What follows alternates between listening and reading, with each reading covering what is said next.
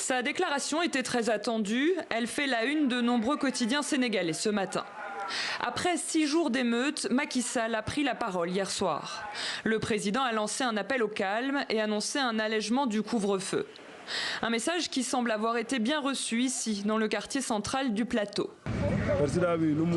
Ce que le président a dit hier était bien, car il a appelé à l'apaisement.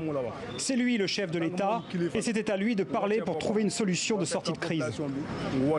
Il y a une compréhension, et cette compréhension a été liée à un malentendu entre la jeunesse et le pouvoir en place, et que maintenant il y a eu un rééquilibrage du pouvoir pour pouvoir comprendre que nous vivons dans une démocratie participative et responsable. Un peu plus loin, dans le quartier de l'université Cheikh Anta Diop. La semaine dernière, de graves heurts ont opposé étudiants et forces de l'ordre pendant plusieurs jours. L'heure semble être désormais au calme. Vous savez que la jeunesse sénégalaise, c'est une jeunesse pacifique.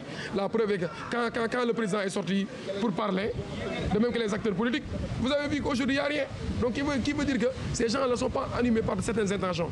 Ils voudraient juste être impliqués, ils voudraient juste être entendus, ils voudraient juste être accompagnés. Face à l'évolution de la situation, le mouvement pour la défense de la démocratie, qui regroupe des partis d'opposition comme le PASTEF d'Ousmane Sonko ou encore le collectif Y'en a marre, a décidé de suspendre les manifestations qui devaient se tenir ces 2 jours. Nous avons observé une pause puisque nous avons reçu beaucoup de demandes de la part de la population qui était assez inquiète par rapport aux dégâts, par rapport à tout ce qui se passe autour de la manifestation. Et pour leur donner des gages et un peu revenir sur le fond et moins focaliser notre action sur la forme, nous avons fait cette concession. Pour autant, le mouvement pour la défense de la démocratie se dit toujours déterminé à poursuivre la lutte.